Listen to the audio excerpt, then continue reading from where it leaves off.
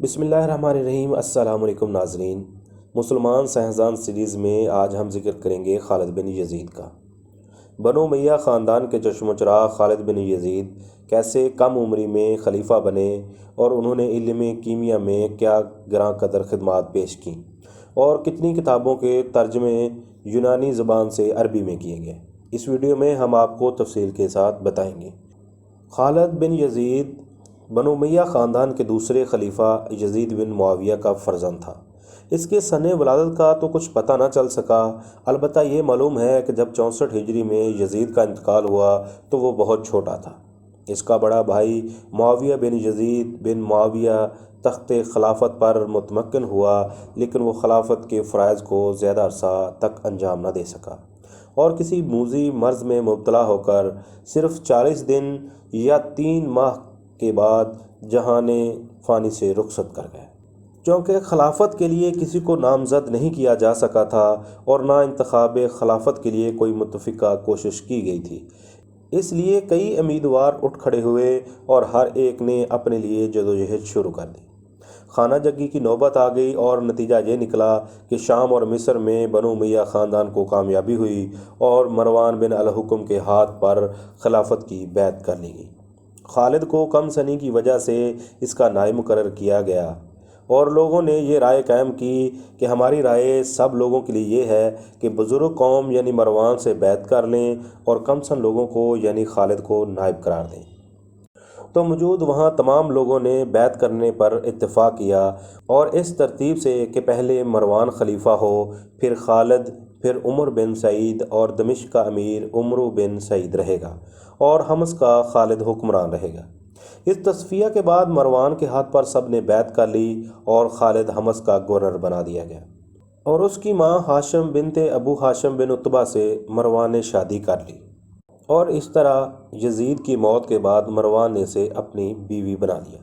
مروان کی بیعت خلافت کے بعد تقریباً 1 سال کی مدت اور گزر گئی۔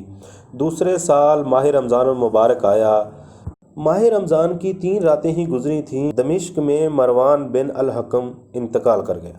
خالد کی کم سنی نے اس وقت بھی اس کو خلافت سے محروم رکھا اور عبد المالک بن مروان کو خلیفہ بنا دیا گیا، لیکن خالد کا وقار قائم رہا اور جب وہ سن شعور کو پہنچا تو عبد المالک اسے مشوروں میں شریک کرنے لگا۔ ابن خلدون کے مطابق کہ سب سے پہلا اسلامی سکہ سن 76 ہجری میں خالد ہی کے مشورے سے جاری کیا گیا۔ خالد کو حکومت اور خلافت میں ذرا بھی دلچسپی نہ تھی اور اس کا رجحان حصول علم کی جانب تھا اور وہ خود کو بیشتر عملی مشاغل میں ہمیشہ مصروف رکھتے۔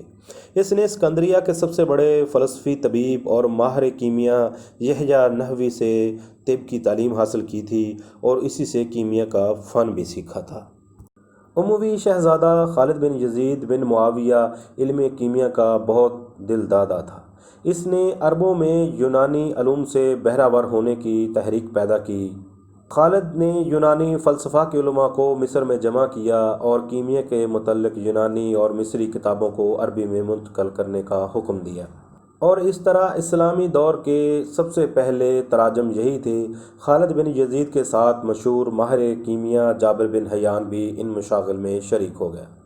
قاضی سعد اندلسی اپنی قابل قدر کتاب میں لکھتے ہیں کہ خالد بن یزید فن طب کا اور کیمیا کا عالم تھا۔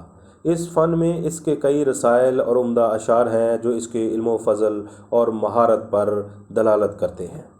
ابو الہاشم خالد بن یزید بن معاویہ بن ابی سفیان از خاندان بنو امیہ کیمیا، طب وغیرہ علوم و فنون کا جید عالم تھا۔ 704 میں فوت ہوا اور اس کو فن کیمیا کا باپ کہا جاتا ہے کہ اسلام میں اس نے سب سے پہلے فن کیمیا کی بنیاد رکھی اور اس فن میں کتابوں کی تصنیف بھی کی۔ البرونی نے اس کو اسلام کا سب سے پہلا حکیم لکھا۔